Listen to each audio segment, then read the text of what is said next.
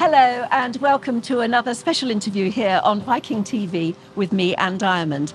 Today I'm out and about again. I'm in the centre of London. In fact, I'm in London's very trendy Mayfair district.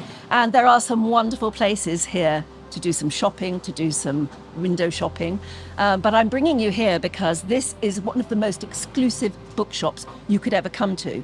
Not only does the team in here have the most fabulous books, but they curate some of the biggest and best libraries all over the world. And if you were a multi-millionaire and fancied your own special library, you'd ask them to curate it for you. In fact, you may well recognise the name because these people curate the libraries on board Viking ships. There's a whole team of experts in there who get to know you, get to know what you love to read, and know exactly how to fill your library full of the sort of books that say something about you and that interest you. They particularly cater for the interested and the curious. And that's what Viking's all about, really, isn't it? And you can see their credentials. I mean, here, Nancy Mitford not only worked here during her life, but she wrote while she was here too. And for many, many years, they've held the Royal Warrant, until just recently, of course. So let me introduce you to the fantastic team at Heywood Hill.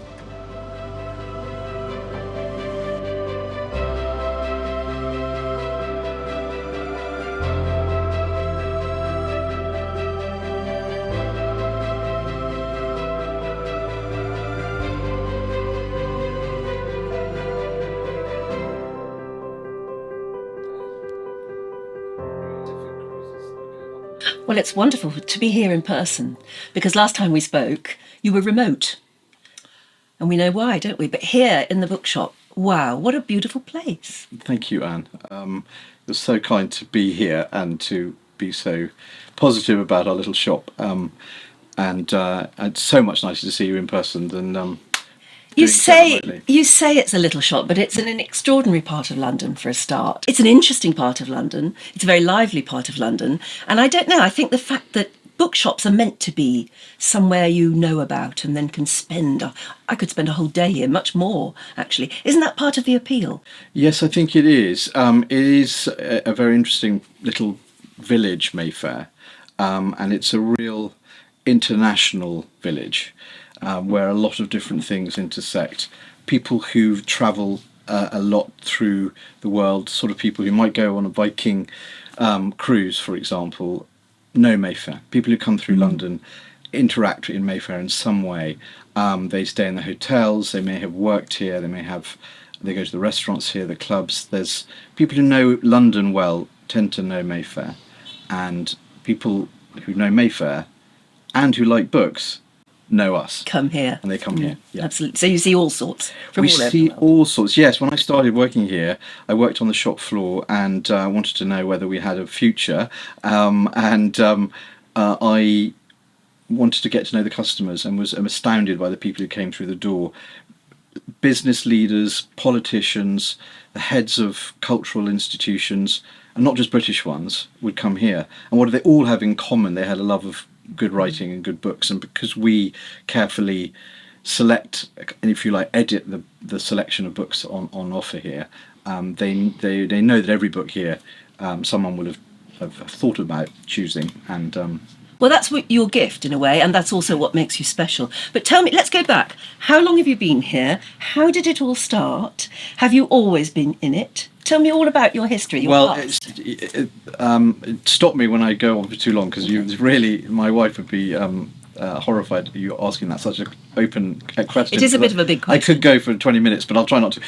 The shop started in 1936, in the summer of 1936, a man called George Heywood Hill, and he set up the business selling unusually both old and new books, and that's been our unique one of the unique things about the business. So you might find a reading copy of Jane Austen, but you also might find a first edition. Wow. And we haven't got one here today, I'm afraid, but that has been the sort of one of the very special things about this place from the beginning. 1936 was also economically quite rather challenging time, but he persevered. And then the war happened, which wasn't great either for business, although books weren't rationed. and so if you had some extra cash, you could spend money on books. So maybe that was helpful to him. I don't actually have the accounts for those years, but he ended up having to go off to fight, but not right at the beginning of the war, because he had some medical reasons why he wasn't able to join up straight away. But he went off to join the war effort in in 42. Before he went, he hired not only his wife but also a friend of theirs, Nancy Mitford, and she came to work here in 1942, I think it was. I mean, she's a name that's so famous now, but presumably she was just a friend who came to help. I think so. I think it was that kind of introduction. She'd had some tragedies in her life, including a hysterectomy. Well, that's not a tragedy. But anyway, she had miscarriages. She had some miscarriages. She had some unhappiness, and so she got a job in a bookshop to sort of help her move on. And while she was here, she was already writing, but she actually wrote The Pursuit of Love. Here? Yes. I'm going to say yes. The short answer is yes. Okay. It was 1945. In the first 6 months, she took a chunk of time out to finish the book, which she'd already started. The book was published in, I think, May of 1945. It was a huge hit straight away. Yeah. Sold something like 200,000 copies. Which would be extraordinary now. It would be incredible now, in that first 6 months. And so she actually then moved to Paris as a kind of Heywood Hill ambassador, and was trying to sell English books to Parisians and vice versa. That's never worked. No, but nice job. A nice job. So she tried to continue to work here, but she was then becoming very successsul. So am I allowed to have a little fantasise that somewhere in a corner, when things were quiet, she might have been writing away? Yes, you can, and that's what I think happened.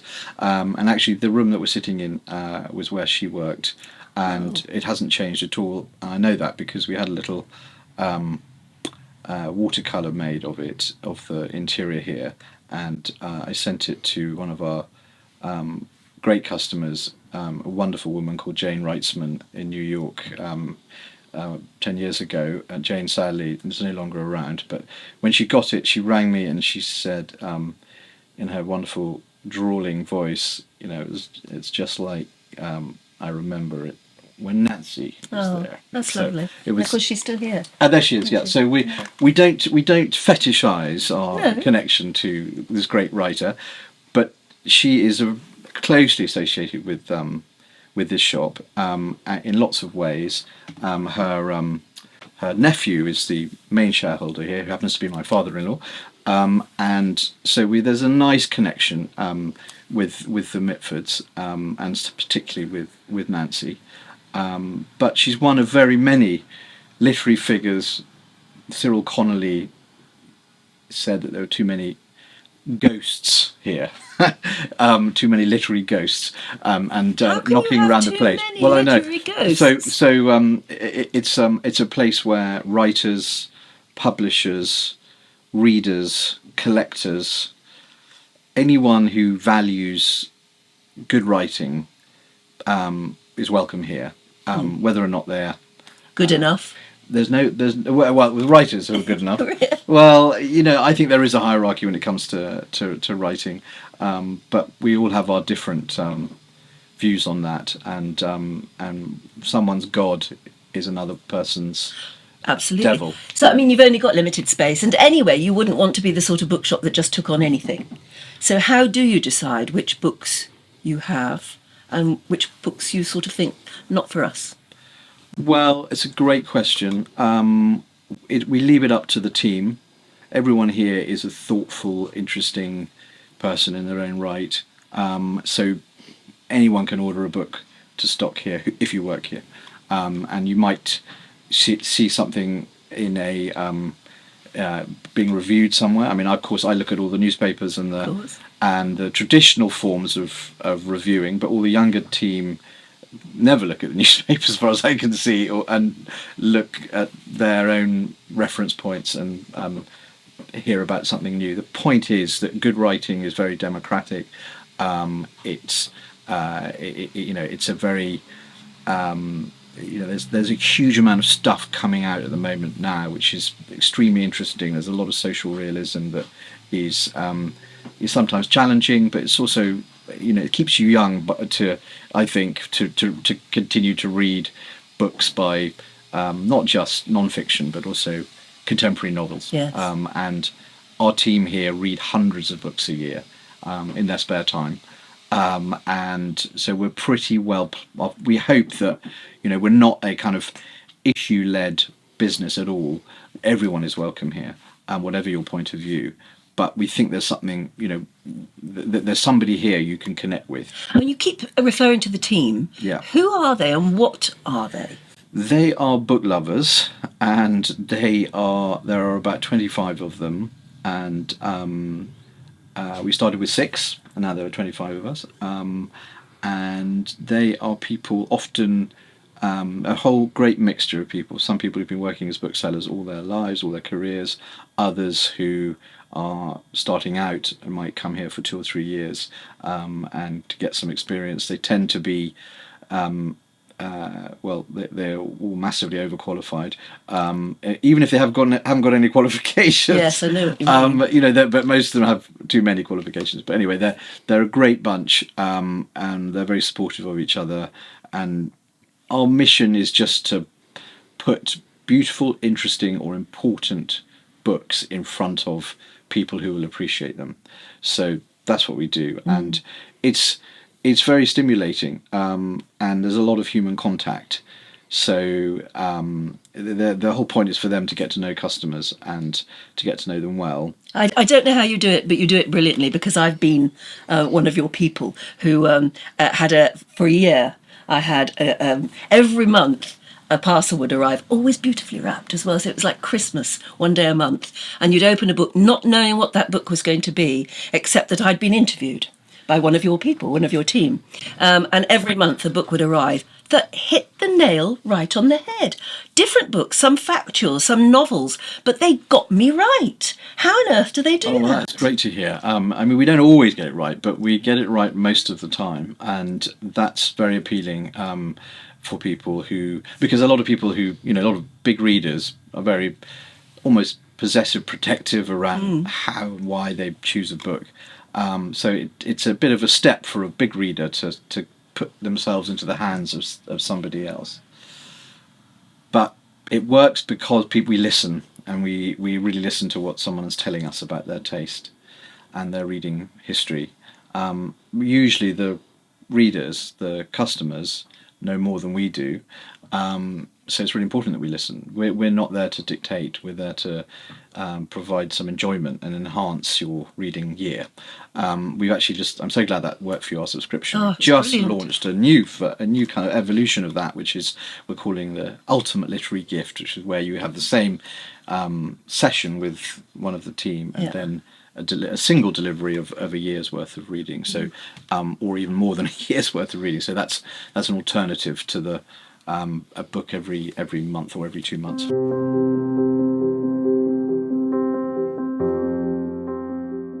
That sort of boils right down to one person for a gift. What you actually do a lot professionally, which is curating people's libraries. You do it for Viking, which is why we know you so well. And I have to say, so many people have always said to me how brilliant the libraries are in Viking. You go on a cruise thinking you're going to go to a location, and very often you think, actually, I'd just rather stay on board and read, because your books are magnetic. Your libraries are magnetic on board. You just want to go there and sit and read. How do you do it? And I know you don't just do it for Viking. You actually do it for private people who have their own libraries, which must be wonderful. Yeah, we do, and mainly for private individuals. And actually, we bring that approach to the work we've done for Viking. What sort of people have private libraries? Well, any sensible person. Mine's a little bookcase in my house. Well, there you go. That's all you need. Yeah. But it's just we all need a sanctuary in our lives, in our homes. I can't think of a better one than a book-lined sanctuary, where you see your interests, you see your personality, you see your hopes and aspirations reflected back at you in the great variety of books that you might, or the great concentration of books that you might have around you.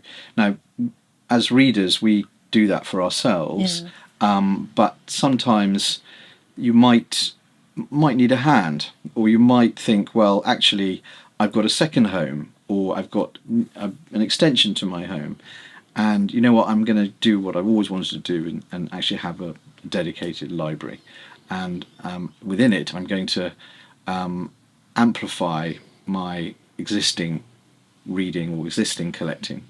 How do I do that? Well, I can do it myself. It will take 20 years, or I can get some people to help me. So there's some sort of parallel there with building a wine collection, but I don't want to exaggerate that. This is much more personal almost than people's taste in wine, because that tends to be much more dictated by a few people who decide what's it's good. ephemeral as well. It's gone. It's gone. It's very ephemeral, and it rots if you leave it for too long, which is not the case with a book.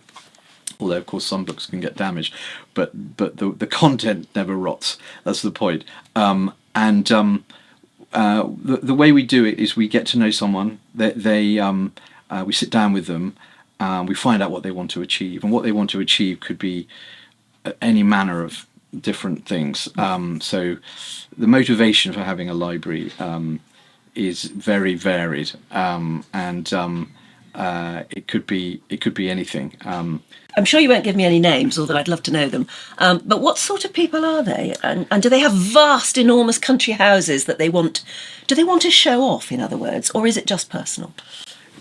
I think all human beings are status seeking in some way or another, and but books are a strange form of display.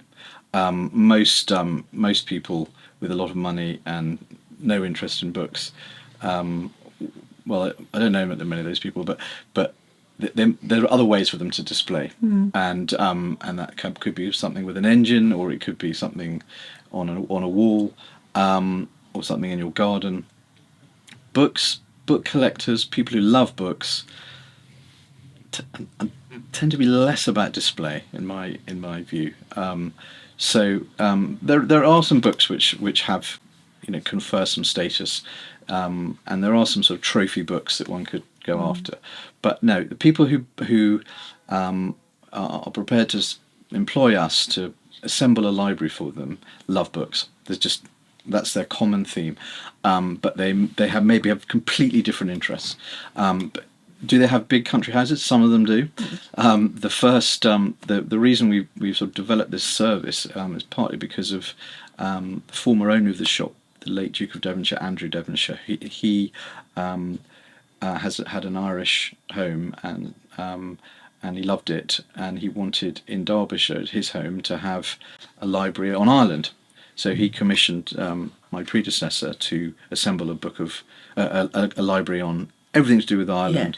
Yes. And that's important because that's part of its country. Yes, it's there. Yes, so it was the history, the literature, the landscape, every cultural aspect of life, politics of Ireland, which is quite a big subject in itself.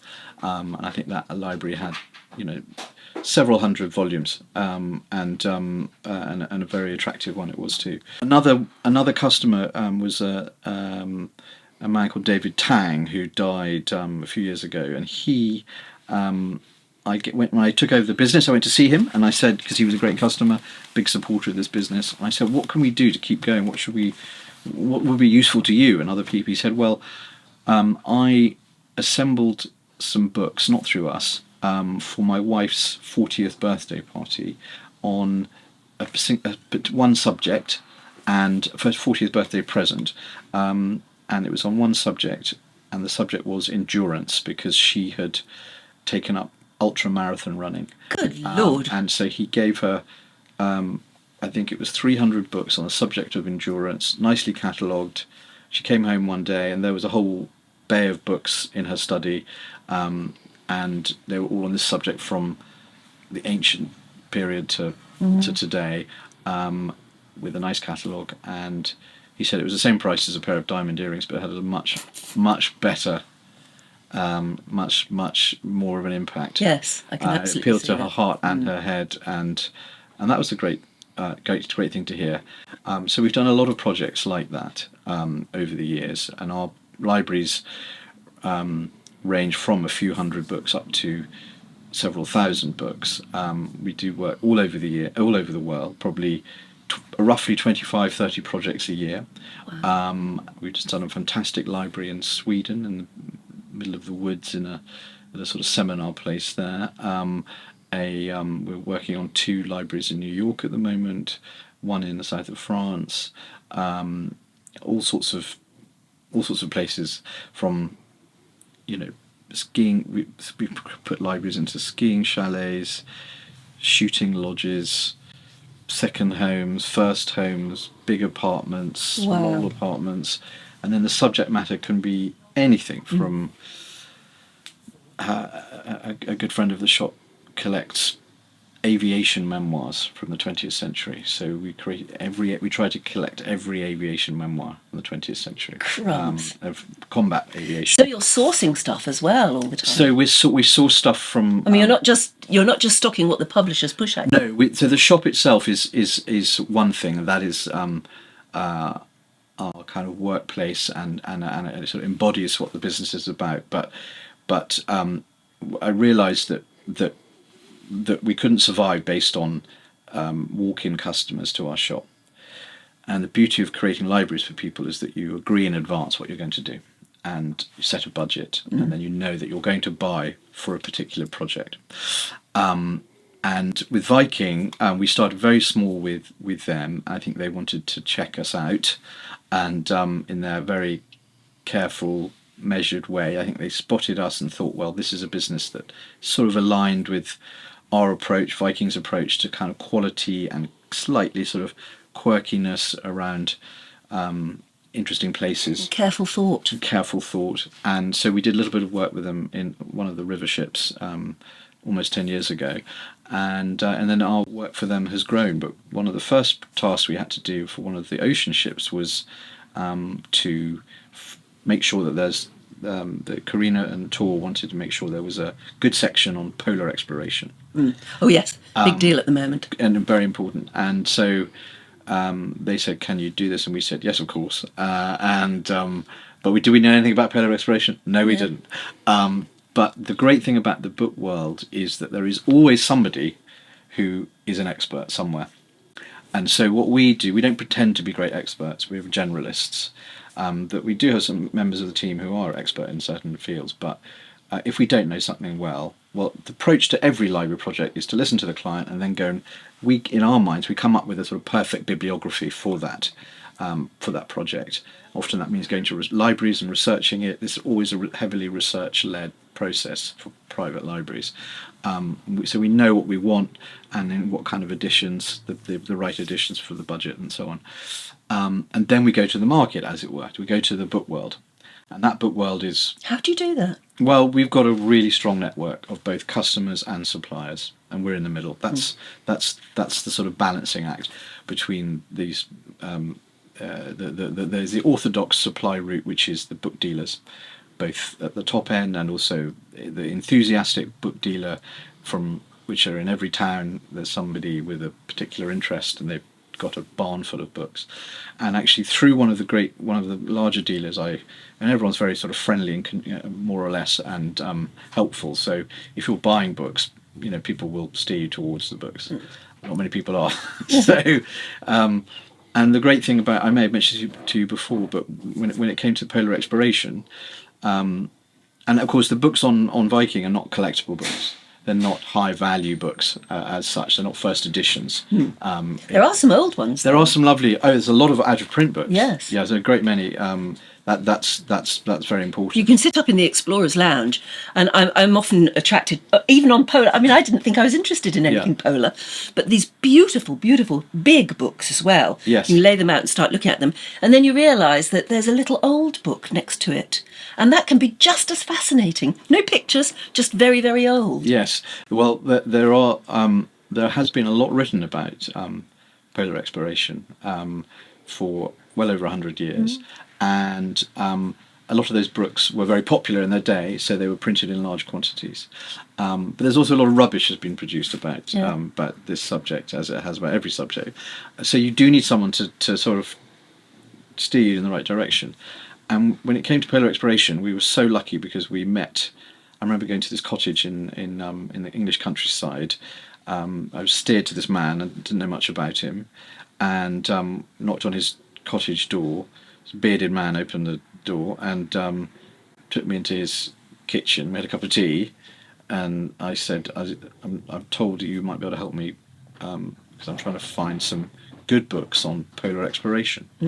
And he said, yeah, I think I might be able to help you. And we finished our tea and we went into the other room, and the whole room was just a library of books on polar exploration. Wow. And he was a wonderful man. He's sadly no longer with us. A climate change scientist from the British Antarctic Survey called David Walton. And I said, great. I want you to tell me which of these books we should have. Yeah. And this is why, they're going to be going on a cruise ship that may be going to the Arctic Circle. And I don't know anything about the subject. I need your help. We spent a very happy day together, and we bought a lot of books from him. Gosh. And that's how we do it. We find the person. If we don't know, we find the person who does. It's very logistically challenging dealing with books because we see. I'm not joking. Hundreds of thousands of books a year come through our business. Every single one of them has been handled by one of the team to make sure that it's in good condition. It's been recovered if it isn't. That it's passes our quality control essentially. Yeah. And then in our warehouse space where we assemble libraries, we actually mock up the shelves so that we know exactly which books are going to go where. On any of the Viking shelves or you see, I wanted to ask you about that because, you look at a big ocean ship. Yeah. Did you have to go and see the ship first and see the areas that they thought would make libraries? Because they're very different libraries in different parts of the ship. And each shelf is beautifully done. I've actually found myself looking at the shelves and thinking, I wonder if I can recreate that at home. The whole look is good. We can definitely help recreate that for you at home. But the look is important. But what the brilliant thing about Viking, one of the many brilliant things about Viking, is the quality of the people involved. And so, of course, before the ships were built, you can't go and see them. We'd love to go and look at shelving, and we do that a lot. But in Viking's case, we didn't have to because we were so well briefed over a long time. First and foremost by what we heard from Karina and Tor, but after that, Richard Riviere, the ship's architect in California, who is so responsible for so much of the inside of the ship, all of them. We talked to Richard a lot. We established a good foundation of trust with him, so that he got to the point where he was confident we knew what he wanted. And of course, every detail counts when it comes to Viking, and that's one of their absolute hallmarks. But the point is that Rich is great, fantastic, and then once we got his trust, he let us get on with it. Yeah, and that's the perfect relationship. And so they're very careful about who they work with, and my God, we try. I'm so kind of you to say nice things about our library.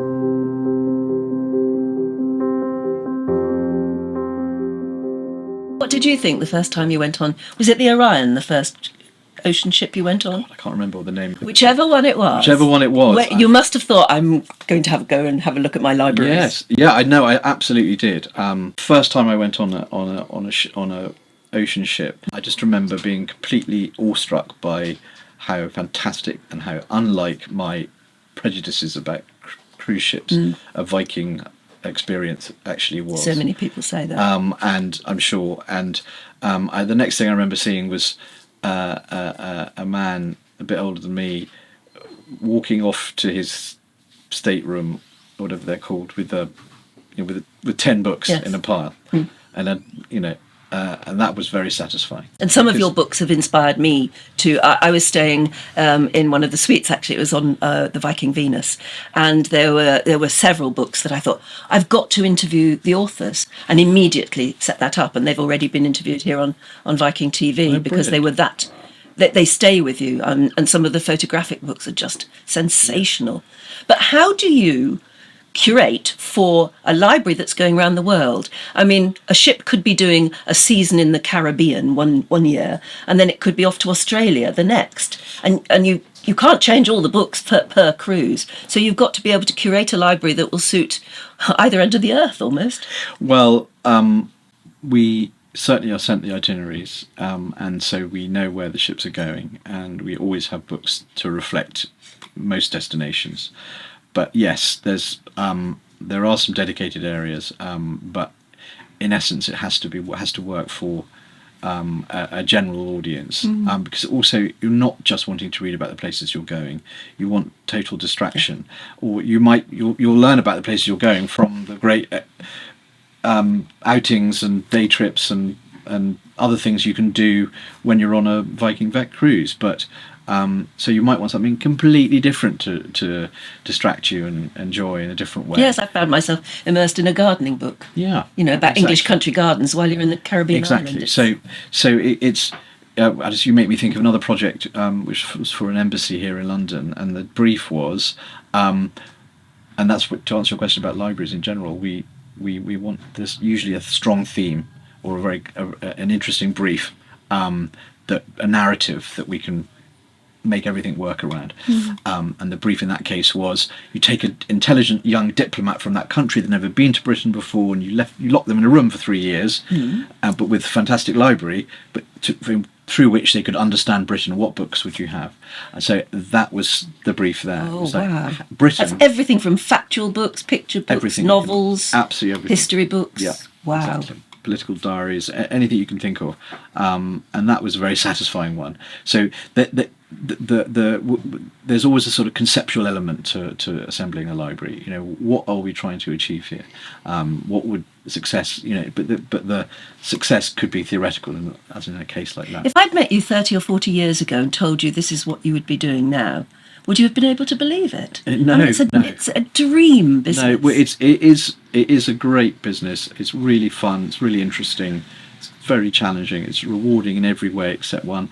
But it's completely great because you're always dealing with lots of interesting people, and from at the heart of which are the readers and collectors, but also the writers too. So we love the contact with writers who come into the shop, and that's another great reason why it's important to have a shop, so that you actually meet the writers. Until recently, sadly, because of the Queen's death, you've had and held a royal warrant, which is, what does that really mean to you and to people generally? And why does it cease with the Queen's It's a bit of passing? showing off. It's a bit of showing off because it's nice to be able. We never talk about our customers, because it's quite a private thing. What you're reading, what you're collecting, and that we really value that. I think people value our level of discretion, but because we got a royal warrant from the late Queen, we could talk about that because it's a display on the outside of our shop. We have this actual warrant, the Queen's crest, and it meant that we were her bookseller, along with one other shop, I should say, elsewhere in London. We were booksellers to the Queen, so she would buy her books from us. And Did she ever come? she didn't come in my time. We would go to her.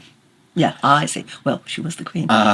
And we're very proud of that relationship. But what it means is having a royal warrant is that you are consistently selling something, That it's good real. or a service to that member of the royal family. That it's real, that it goes on and on. And then, sadly, when she died, what a wonderful woman! What an amazing woman! What an incredible way to go! Everything about her was classy, wasn't it? pretty classy. Yeah. But unfortunately, her royal warrant, quite understandably, dies with her. So it ends. You're allowed to display it for 2 years after That's sad. the death, but King Charles has a warrant. We don't supply him, but that's a challenge for me to. It is. It's your next challenge. To get on Well, with. you see, it's interesting as well, because I wanted to ask you what sort of books you decide to stock and store and supply. And of course, over the years, there have been contentious, controversial books. How controversial do you go? And I have to ask you, what about Prince Harry's upcoming book, which is already sending shockwaves throughout the establishment, even though nobody really knows what's in it? Will you stock it, or will you worry about that? We won't worry about it too much. I think we will definitely stock it, because even, dare I say it, members of the royal family might want to read it.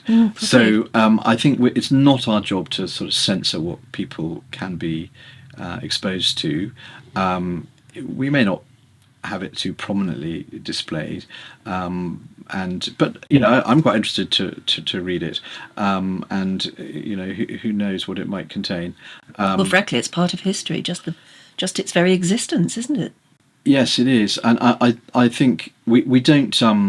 I think of authors. I think of books as a sort of gagged form of an author. They're on the shelf. It's imagining a bunch of authors all on the shelf, gagged, unable, wanting somebody to open their book, and then they can shout what they've got inside. They're all there jostling alongside each other, and I like the contrast of different points of view right next to each other.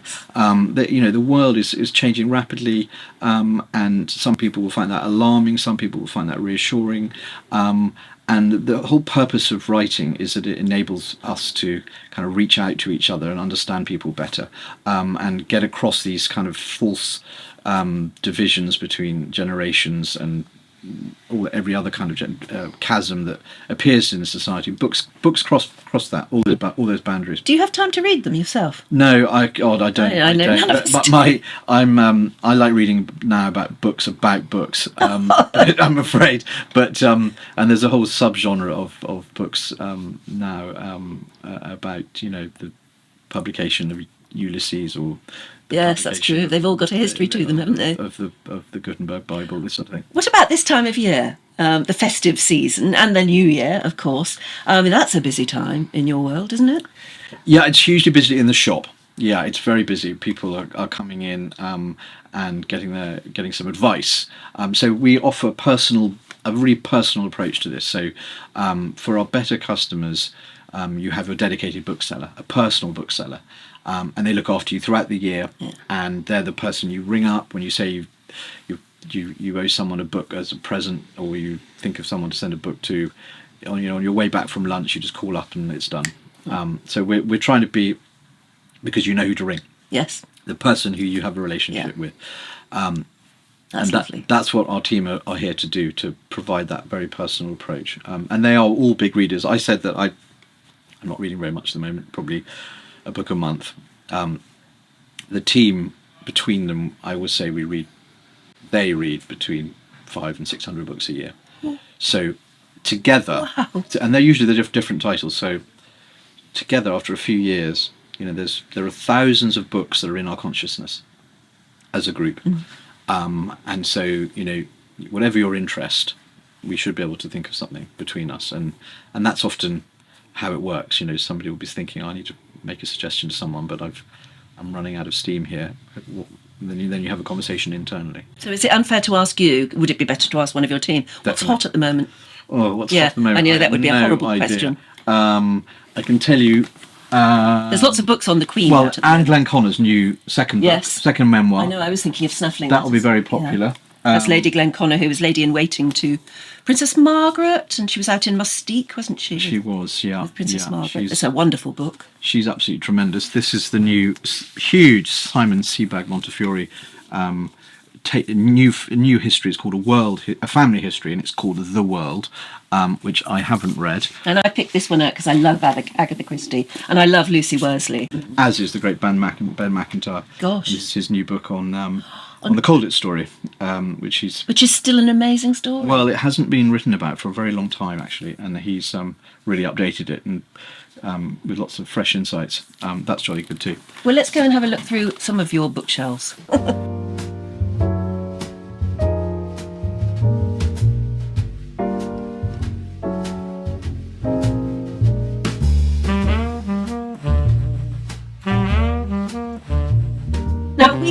area now where you tend to keep more of the unusual ones or the older? Yes, so, and this is our rare books room. And we have a huge variety of material in here, but in the course of a year, the amount of material that comes through the business is as I was saying earlier, hugely varied and rich, from new paperbacks through to glorious first editions of any author you can think of. We've got, I'm just looking around here, and the things that I'm thinking of, well, here are some books by the great George MacDonald Fraser, who was a customer here and famously wrote the Flashman books. That's right. Which are very politically incorrect these days. Well, a lot are, but they're still wonderful books. He also wrote a fantastic memoir about his time in the Second World War, which is really one of the very best books about the Second World War, quartered safe out here. And here's a nice first edition of that. That's the first edition. It is, yeah. He had a big book collection himself, which we were lucky enough to sell about 10 years ago, and he bought all of those books from us over the course of his lifetime. So it was great fun for us to have his books to sell, and all his fans came here to buy something to have from his shelf. They're not his own books, if you see what I mean. The books that he read, yes, that informed his style, writing, yes, his style and his writing. His lovely book, Peter Fleming's Brazilian Adventure. This was Ian Fleming's brother, Peter. Again, a customer here, which is the family business continues to publish really nice editions of his wonderful books, several of which were travel books. Yeah. This is a really good one about. No, I didn't even know he existed, isn't it? Oh, I mean, I know Ian Fleming, clearly. No, he was terrific. This is a nice reading copy of Proust's masterpiece In Search of Lost Time, Volume 1, and this makes me think of what I find very interesting about writing and books in general is, as we were saying earlier, it's so egalitarian. We had the building next door was under scaffolding for a long time, and there was a builder who was an amusing Irishman who was working on the project for a year. I got to know him a bit. When they took the scaffolding down, they had these kind of rough scaffolders who would chuck everything down, and it was quite dangerous outside. So I went to complain to the builders and spoke to this nice Irishman. And we were chatting away, and then he looked in the window and he said, "Oh, I see you've got a Proust graphic novel." And I said, yeah, we do. Do you read Proust? And he says, "Yes, I do, but only in the French." And I said, "Well, welcome to our shop." And we had a very nice, interesting conversation about Proust. He actually also preferred Balzac to Proust, so he was a proper reader. You never know who you're going to bump into. You never know who you're going to bump into, and that's what I mean when I say that everybody is welcome here, whether you're a reader or a collector. As it happens, one of our great customers is a collector of French literature, and Proust in particular, because when Proust was published this book in 1922, and it's famously a kind of panoply of characters of Parisian life in 1890s to 1920 or so. He based characters in the book on people that he knew, and he sent about 80 copies out to people who he knew who were featuring in some way in the book, and this fabulous collector collects those copies. Yes, and he's got about half of them now, which is a hell of an achievement. Gosh, yes. And he's a wonderful man who, when he told me about his book collecting, he kind of gripped me by the shoulders and to tell me really how important literature was to him. And that's the great thing about passionate collectors, is they know a great deal more than we do usually. Yes, they often do. They made it a speciality of their lives very often. This is a fantastic commonplace that was put together by the great John Julius Norwich every Christmas during the last 30 years of his lifetime, and someone should take that on and do that, because it's really fun. A commonplace being a kind of selection, an anthology of his thoughts on other people's thoughts, little things that he's seen, little quotes. And I'm sure lots of people do this in their journals. They see something that they're amused by or thinks profound. Yes. Usually, the more amusing the better. And then you put them in a form that can be published. Giles Brandreth tended to do that with 50 Things to Do on a Train or something. I Right. remember. That doesn't surprise me. Compilations of interesting thoughts Yeah. and interesting things that people have read.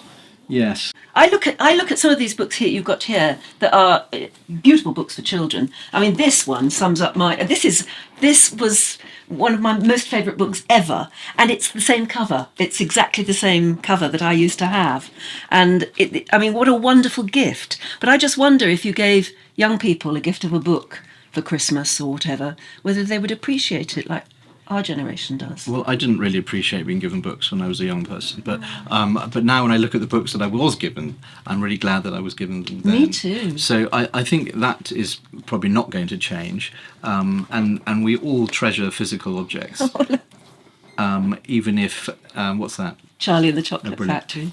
We all. See, that's the difference. That's my book, 101 That would Dalmatians. be more mine, yes. Yeah, and that's my kids.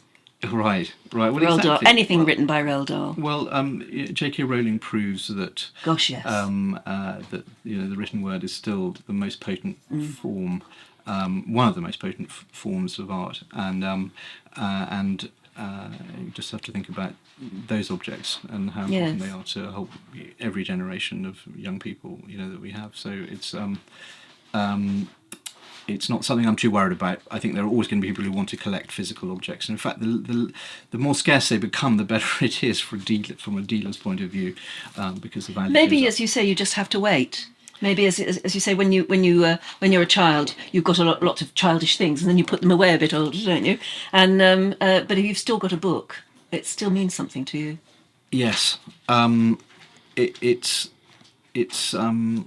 yeah. There's the physical company of books is a thing that I think we all respond to, almost everybody responds to, and having a shelf of friends. That's a very good way of putting it. That you know well, and that you think know you well. Isn't it funny as well that lockdown and doing Zoom interviews with everybody and families communicating by Zoom, but particularly people who went on the media, always did it with bookcase behind them, didn't they? Yes. And I used to watch the television sideways to see what titles they were reading as well. It started to mean something again, didn't it? Having a really good bookshelf. I think all thoughtful, curious people, if you're curious, if you've got any curiosity about the world, you're going to like books. You may not come to books until you're in your 20s or 30s or even later, but eventually you will come to books. And of course we can consume books in lots of different ways, Audible, Kindle. Yeah, but nearly everybody who find Kindle useful on an aeroplane. We have one customer who listens to hundreds of books a year, but he always wants a physical copy. Yes. So he buys a physical copy, but they're untouched. Yeah. It's a good idea from a collecting It's a very point good of view. idea. Yeah. So people, we're new technology we can absorb and use in a small portion of our lives, but we also use the old technology. Yeah. And there is no more useful object than a book as a form of technology. Yeah, but it's interesting phraseology you use there. The new technology you use, it's functional, you use it. You don't love it, do you? But a book you can actually love. Yes, well, the love you have for technology can be a bit, for electronic technology, can be a problem. You can become Obsessed. too obsessed with having this phone in your pocket. My children sort of wail when I take their devices away. Books are benign. There's really nothing wrong with becoming addicted to reading. Yeah. It's one of the few really benign addictions, bibliomania, and long may that. Absolutely. continue. I even go to the extent of I carry that wherever I go, and people think I'm carrying a Bible or something, and it's not. Of course, it's a phone. Well, but it's got the look of a book. Very impressed. What does it say? Oh, it just says book. book. I don't know why they bother doing that, but it looks like, and people think, oh, she never goes anywhere without that funny little book. But it's not. It's a phone and a camera. It's incredibly useful. What a good idea. I like the analogy you gave, is that you only look at a bookcase like any of these that are as interesting as this, and they're all voices crying out at you. Read me, read me. Yeah, they are. That's what they want. Yeah. And it's quite nice not reading them sometimes. And you have to sort of. I feel like you can tease the books on a shelf by looking at them, but never saying tomorrow. Yeah, maybe tomorrow. Yeah. And so I feel they're sort of animated in my mind. They exist. The life of the author is condensed within the within the covers. I love it. Thank you for giving us a glimpse. God, it's a real pleasure, Anne. That's Thank you. You are a great icon in my mind, My dear. and it's wonderful to have you here. Oh, well, it's lovely to be here. Thank you.